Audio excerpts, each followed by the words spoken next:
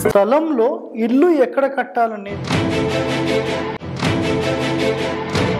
తూర్పు ఫేసింగ్ గల ఇంటికి అసలు ఇంటి నిర్మాణం అనేది పడమరలో కట్టాలా, దక్షిణంలో కట్టాలా, నైరుతిలో కట్టాలా, వాయువ్యానికి జరిపి కట్టాలా, ఆగ్నేయమా, ఈశాన్యమా, తూర్పా, ఉత్తరమా?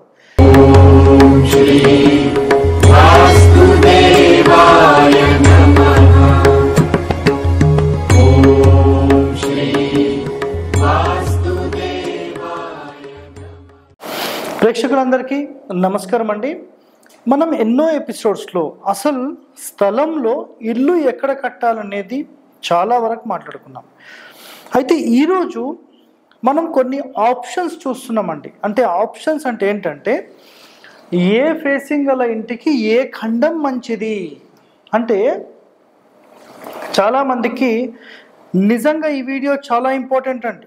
మళ్ళీ మీరు ఏదో జోక్గా తీసుకొని పక్కకు పెట్టడం కాదు, నిజంగా పూర్తి వీడియో చూడండి. దీంట్లో మీకు చాలా సమాచారం అనేది దొరుకుతుంది. ఓకేనా? అసలు తూర్పు ఫేసింగ్ గల ఇంటికి అసలు ఇంటి నిర్మాణం అనేది పడమరలో కట్టాలా, దక్షిణంలో కట్టాలా, నైరుతిలో కట్టాలా, వాయువ్యానికి జరిపి కట్టాలా, ఆగ్నేయమా, ఈశాన్యమా, తూర్పా, ఉత్తరమా? ఇలాంటి ఎన్నో ప్రశ్నలు ఉంటాయి. అదేవిధంగా ఇంకొక ఎగ్జాంపుల్ తీసుకుంటే అసలు సార్ మాది దక్షిణం ఫేసింగ్, మరి దక్షిణం ఫేసింగ్ వాళ్ళు అసలు దక్షిణంలో ఇల్లు కట్టాలా అంటే దక్షిణం జరిపి ఉత్తరంలో ఖాళీ పెట్టాలా, లేదా నైరుతిలో ఇల్లు కట్టాలా, లేకపోతే పడమరకు జరిపి తూర్పులో ఖాళీ ఎక్కువ పెట్టాలా, లేదంటే ఉత్తరంలో కట్టి దక్షిణం ఖాళీ పెట్టాలా? ఇలాంటి ఎన్నో ప్రశ్నలు ఉంటాయి. అదేవిధంగా పడమర కావచ్చు, ఉత్తరం కావచ్చు, నిజంగా శాస్త్రం ఏం చెప్తుంది? సో వీటికి సంబంధించిన పూర్తి డీటెయిలింగ్ ఇన్ఫర్మేషన్ మీకు నేను ఇప్పుడు ఎక్స్ప్లెయిన్ చేయబోతున్నాను. మీరు చూడండి ఒకసారి. ఇదంతా కూడా ఈ సబ్జెక్ట్ మొత్తం కూడా మనకు గాయత్రి వాస్తు సర్వస్వంలో మనకి ఇదంతా ఉంది, గాయత్రి వాస్తు దాంట్లో. సో ఇక్కడ కండిషన్ ఏం చెప్పారంటే తూర్పు ఫేసింగ్ గల ఇల్లు ఉందనుకోండి, మొట్టమొదటిది. సో మీకు తూర్పు ఫేసింగ్ గల ఇల్లు ఉంటే ఇక్కడ చూడండి, తూర్పు ఫేసింగ్ గల ఇంటికి పశ్చిమ ఖండము అన్నారు. సో మరి పశ్చిమ ఖండం అంటే ఏంటి? ఇది కూడా చాలామందికి డౌట్ వస్తుంది కదా. సో ఫస్ట్ నేను ఏం చేస్తానంటే ఒక డ్రాయింగ్ ఇక్కడ చూడండి. ఇది ఒక స్థలం అనుకోండి, తూర్పు స్థలం. ఇది తూర్పు స్థలం, east facing. So east facing road ఉన్నప్పుడు మనం ఇల్లు గనక కరెక్ట్ పశ్చిమంలో, ఉత్తరంలో, ఇక్కడ దక్షిణంలో సమానమైన కొలతలు పెట్టి ఈ పడమరలో ఇల్లు కట్టినప్పుడు దీనిని పశ్చిమ ఖండము అంటారు. ఓకేనా? సో పశ్చిమ ఖండం. స్థలం తక్కువ ఉంటే, ఫర్ ఎగ్జాంపుల్ మనకు కొన్ని సందర్భాల్లో ఏమవుతుందంటే, సార్ మాకు ఇది 30 అడుగులే, మాకు ఇల్లు ఆల్మోస్ట్ 24 అడుగులు వచ్చింది సార్, కొంచెం దక్షిణం జరిపితే మనం ఉత్తరంలో మేము కొంచెం ఖాళీ ఎక్కువ పెట్టుకుంటాం సార్, ఏమన్నా ఛాన్స్ ఉంటే జర చూడండి సార్ అని మాట్లాడుతుంటారు కదా. సో ఇక్కడ చూడండి ఒకసారి. సో అలాంటి వాళ్ళకి మనం ఇక్కడ ఆప్షన్ ఏమి ఇస్తామంటే చాలా సింపుల్గా చూడండి.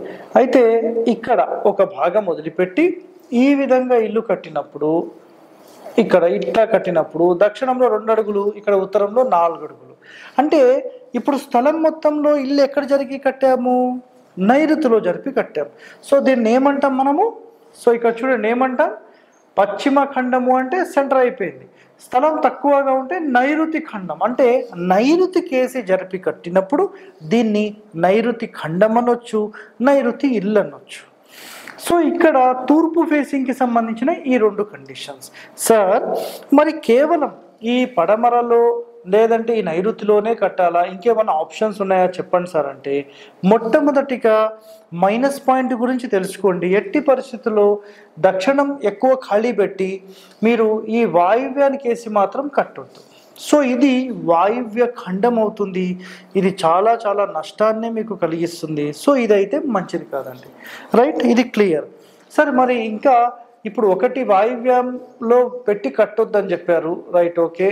దాని తర్వాత పడమరలో కట్టొచ్చు అని చెప్పారు, దాని తర్వాత నైరుతిలో కట్టొచ్చు అని చెప్పారు. సరే, ఇక్కడ వరకు అయితే క్లియర్, బాగానే ఉంది. ఇప్పుడు ఇంకేమన్నా ఆప్షన్స్ ఉన్నాయా సార్? సో తూర్పు ఫేసింగ్ గల ఇంటికి తూర్పులో కూడా ఇల్లు కట్టొచ్చు, పడమర ఖాళీ పెట్టి కట్టొచ్చు. ఓకేనా? సో ఇది ఒకటో ఆప్షన్. అంటే దక్షిణంలో ఉత్తరంలో సమానమైన ఖాళీ స్థలం ఉండి తూర్పులో 9 భాగాల్లో ఒక భాగం వదిలేసేసి ఈ ఇంటి నిర్మాణం చేస్తారు. అప్పుడు ఇది కూడా నంబర్ 1. సార్ మాకు స్థలం లేదు, అప్పుడు మేము ఏం చేయాలి అన్నప్పుడు, అంటే ఈశాన్య ఖండము, ఈ ఈశాన్యం అంటే ఈస్ట్ ఫేసింగ్ ఉన్నప్పుడు తూర్పులో కడుతున్నాం, పడమరలో ఖాళీ పెడుతున్నాం. అదేవిధంగా మనకు స్థలం తక్కువ ఉన్నప్పుడు ఈశాన్యానికి జరిపి దక్షిణంలో ఖాళీ ఎక్కువ పెట్టాలి, పడమరలో ఖాళీ ఎక్కువ పెట్టాలి. ఇది కండిషన్. దీనిని ఈశాన్య ఖండం అంటారు. ఓకే, నెక్స్ట్ సెంటర్లో కడితే దీన్ని తూర్పు ఖండం అంటారు.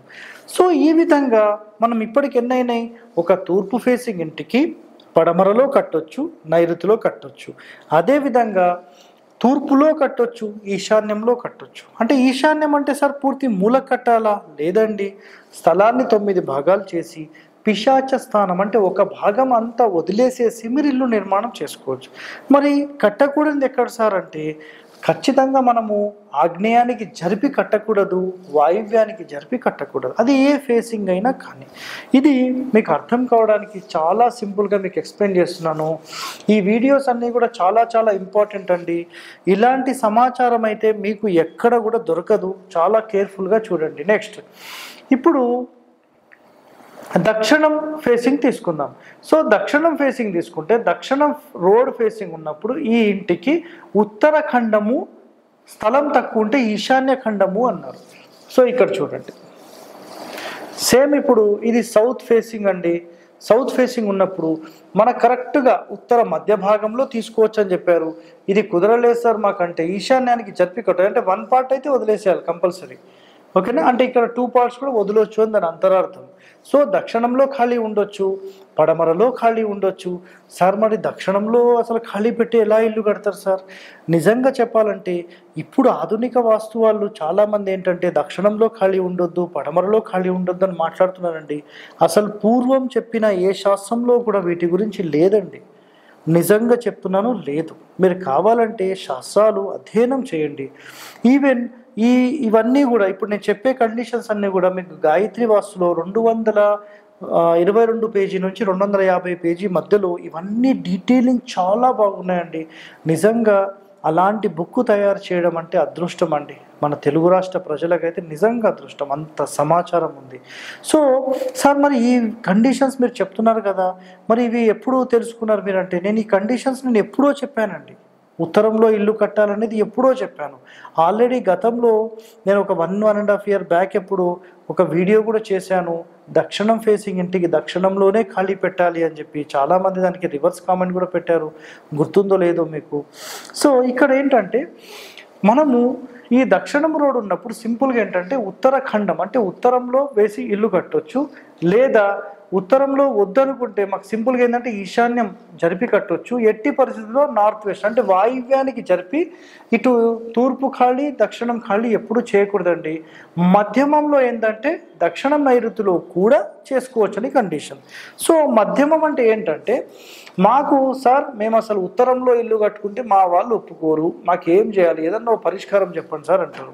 ఇంకా సెకండరీ ఆప్షన్ ఏంటంటే ఈ దక్షిణం ఫేసింగ్ ఉన్నప్పుడు దక్షిణంలోనే మీరు ఇల్లు కట్టుకోండి, ఉత్తరం ఖాళీ పెట్టుకోండి, యాక్సెప్టెడ్. లేదు సార్ మేము దక్షిణంలో కాకుండా ఇటు పడమరకు జరిపి కట్టొచ్చా? ఎస్ అండి, దీన్ని నైరుతి ఖండం అంటారు, దీన్ని దక్షిణ ఖండం అంటాము. సో ఈ రెండు యాక్సెప్టెడే. ఎట్టి పరిస్థితుల్లో ఆగ్నేయ మూలకు జరిపి ఇల్లు అనేది కట్టొద్దండి, ఇది మాత్రం ఖచ్చితమైన నియమం. సో ఇది మీరు కడితే 100% మీరు సక్సెస్ రేట్ అనేది ఉంటుందండి. సో ఇక్కడ 3 కండిషన్స్ కూడా చెప్పాను. సో మొట్టమొదటి కండిషన్ ఉత్తరం లేదా ఈశాన్యం, ఇక్కడ దక్షిణం లేదా నైరుతి ఖండం, ఆగ్నేయంలో వాయువ్యంలో కట్టకూడదు, అది ఏ ఫేసింగ్ అయినా కానీ. సో ఇది మనకు దక్షిణానికి సంబంధించిన పూర్తి సమాచారం. ఇప్పుడు మనం నెక్స్ట్ తెలుసుకునేది ఏంటంటే పడమర ఫేసింగ్కి సంబంధించి. సో పడమర ఫేసింగ్లో మీరు అబ్జర్వ్ చేస్తే ఇది పడమర రోడ్ అండి. ఖచ్చితంగా మనం తూర్పు ఇల్లే కట్టాలి. తూర్పు ఇల్లు కట్టలేకపోతే ఈశాన్యానికి జరిపి కట్టాలి, అప్పుడు దక్షిణంలో ఖాళీ ఎక్కువ ఉంటుంది, మనకు నెక్స్ట్ పడమరలో ఖాళీ ఎక్కువ ఉంటుంది. సో ఇక్కడ అంతరార్థం ఏంటంటే ఇది తూర్పు ఫేసింగ్ అనుకోండి, ఇది పడమర, ఇది దక్షిణము లేదా పడమర అనుకోండి, ఇది తూర్పు ఉత్తరం అనుకోండి. సో ఇక్కడ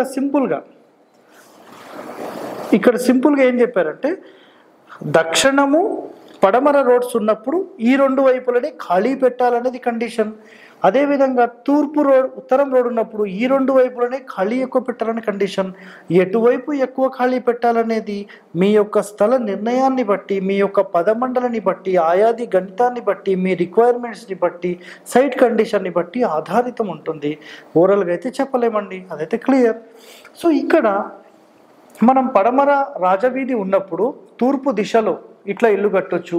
స్థలం తక్కువగా ఉంటే ఈశాన్యానికి జరిపి కూడా ఇల్లు కట్టొచ్చు.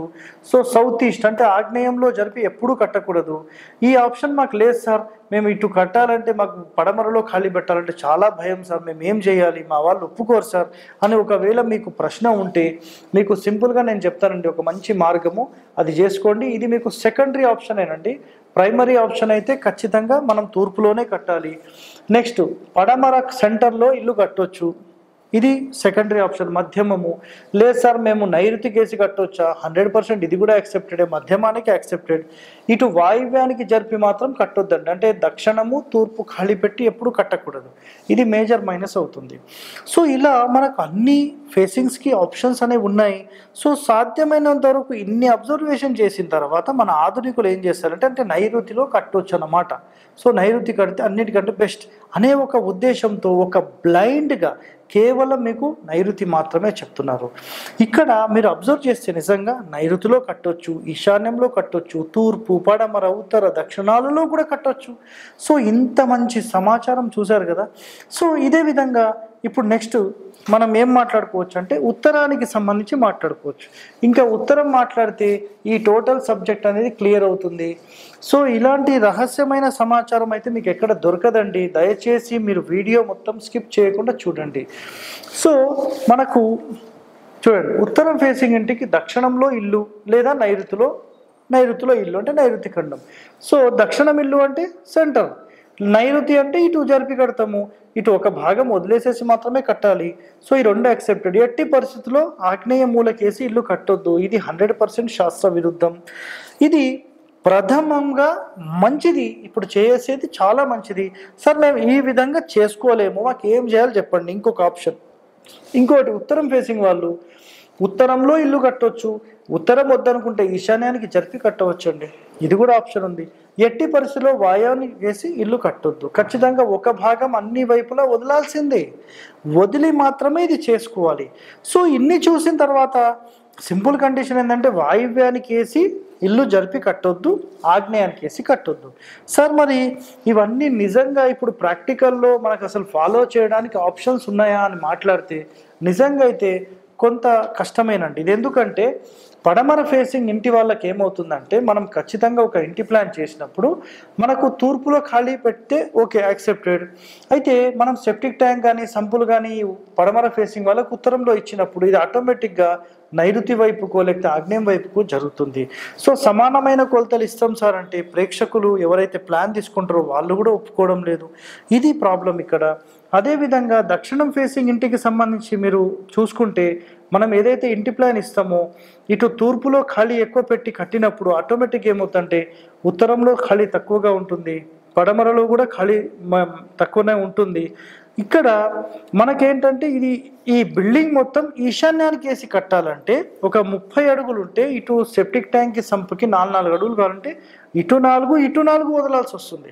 మరి ఇటు 4 అంటే ఒప్పుకుంటున్నారు కానీ సార్ ఇటు 4 అంటే మాకు అసలు ఇల్లే చిన్నగా ఉంది సార్, మీరు ఇట్లా చేస్తే అసలు మేము ప్లానే తీసుకోం సార్ అని మాట్లాడుతున్నారు. సో కొన్ని తప్పక పరిస్థితుల్లో ఇలాంటివి చేయాల్సిన పరిస్థితి వస్తుందండి, ఏం చేయాలి చెప్పండి. నిజంగా ఇప్పుడు ప్రేక్షకులు ఖచ్చితంగా మన మాట వింటారా అంటే వాళ్ళకి చిన్న స్థలాలు ఉన్నాయి కాబట్టి లేదు సార్ ప్లీజ్ సార్ అని చెప్పి రిక్వెస్ట్ చేసి మరి అది చేపించుకుంటున్నారు. సో నిజంగా అయితే అది మంచిది కాదండి. సో శాస్త్ర నియమాల ప్రకారం వెళ్తే 100% మీరు బాగుండాలని మా ఆశ. సో ఇక్కడ ఇన్ని చూసాం కదా, మరి అనుభవ ఆధునిక వాస్తు పండితులు ఏం చేస్తారంటే పడమరలు అంటే ఈ విధంగా మీరు ఇల్లు అంటే దక్షిణం తీసుకున్నప్పుడు ఈశాన్యానికి వేసి ఇల్లు కట్టాలి, దక్షిణంలో పడమరలో ఖాళీ పెట్టాలంటే అసలు ఇది చాలా పెద్ద దోషం అని చెప్పి వీళ్ళు ప్రచారం మొదలుపెట్టేశారు. దీనివల్ల ప్రతి ఒక్కరికి ఒక భయం ఏర్పడింది. భయపడాల్సిన అవసరం ఎవ్వరూ లేదండి, ఎవ్వరూ భయపడాల్సిన పని లేదు. సో దక్షిణంలో పడమరలో ఖాళీ ఉండడం దోషం కాదు. సార్ మీరు చెప్తున్నారు శాస్త్ర ప్రమాణం ఉందా? ఉందండి, గాయత్రి వాస్తులో 230-40 పేజీల మధ్యలో ఉంటుంది, చదువుకోండి. మూలలకు చేర్చి ఇల్లు ఎప్పుడూ కట్టరాదు అంటే, సరే ఇది మరి మూలకు చేర్చినట్టు కాదా, నేను ఇక్కడ ఒక భాగం ఇక్కడ ఒక భాగం ఖచ్చితంగా వదలాలని చెప్పాను, అది మీరు మర్చిపోయి మాత్రం చేయకండి. దక్షిణం పడమర మాకు బాధ పెడితే ఏం చేయాలి సార్ అంటే, ఈ రెండు ఇట్లా ఖాళీ పెడితే వచ్చిన వాళ్ళల్లా మాకు పెద్ద తలకాయ పోటు చేస్తారు సార్, ఏం చేయాలి సార్, ఏదన్నా ఒక మార్గం చెప్పండి సార్ ప్లీజ్ అనే మాట మాట్లాడితే నేను ఒకటే చెప్తానండి. ఇక్కడ మొత్తం మీరు చెట్లు వేసుకోండి, మంచిగా పెద్ద పెద్ద చెట్లు నాటుకొని ఈ మెయిన్ డోర్ ఆపోజిట్లో ఇక్కడ ఓపెనింగ్ చేసుకోండి. ఇది అన్నిటికంటే టాప్ మోస్ట్ రిజల్ట్ అనేది మీకు ఇస్తుందండి. సో ఈ వీడియోలో నేను మీకు అసలు ఏ ఫేసింగ్ గల ఇంటికి ఏ ఖండం నిర్మిస్తే ఎలాంటి మంచి లాభాలు నష్టాలు ఏం జరుగుతాయి అనేది మొత్తం చెప్పేశాను. సో ఇలాంటి ఎంతో సమాచారం మీరు నేర్చుకోవాలి, మేము వాస్తులో ఒక ప్రొఫెషనల్గా మారాలి అని భావిస్తే మా ఛానల్ని సబ్స్క్రైబ్ చేసుకోండి, లైక్ చేయండి, గంట బొమ్మను కూడా యాక్టివేట్ చేయండి, 10 మందితో షేర్ చేయండి. ధన్యవాదాలండి.